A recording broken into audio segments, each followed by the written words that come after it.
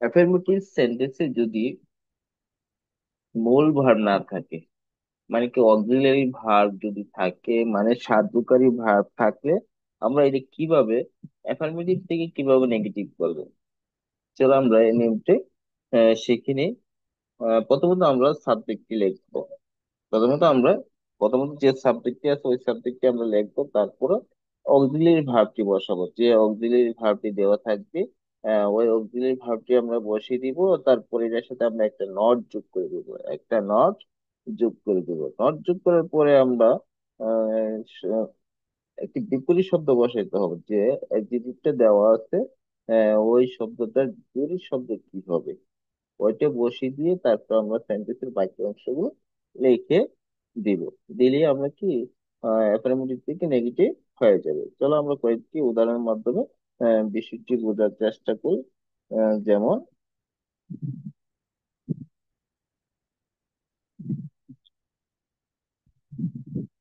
যেমন রহিম is honest. এটি একটি সেন্টেন্স, রহিম ইজ অনেস্ট। এই সেন্টেন্সটা মূল ভার্ব নেই, এখানে আছে শুধু অক্সিলারি ভার্ব। তাহলে এখানে এটা যখন আমরা নেগেটিভ করবো তখন আমরা রহিম মানে সাবজেক্ট, রহিম শব্দটা আমরা এখানে বসাবো।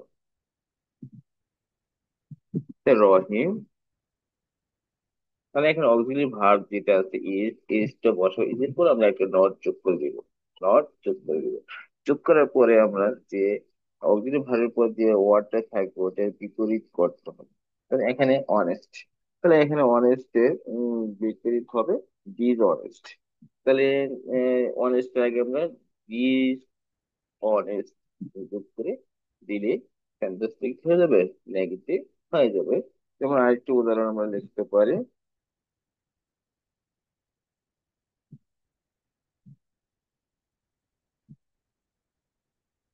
যেমন I found, FOUND, found him happy, him happy,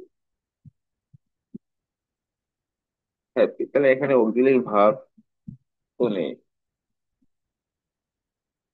এখানে যেহেতু অক্সিলারি ভার্ব নেই তাহলে আমরা কি করতে হবে, অক্সিলারি ভার্ব না থাকলে আমাদেরকে do, do not, does not অথবা ডিড নট, ডিড নট বসিয়ে দিয়ে তারপরে সেন্টেন্সটা কি করতে হবে, নেগেটিভ করলে আহ, হয়ে যাবে আপনার মধ্যে থেকে নেগেটিভ। তাহলে এটা হয়ে যাবে আই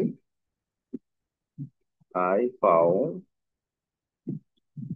আই ফাউন্ড এখানে এটা হলো past tense, I found him happy. Past tense it did not হবে, I did not,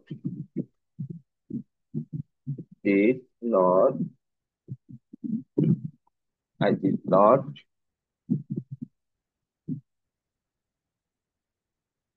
find him, F-I-N-D, find him happy জায়গায় unhappy লিখতে হবে, আর happy as a double P-Y, happy, happy। এবার আমরা apparent থেকে আমরা নেগেটিভ করতে পারি।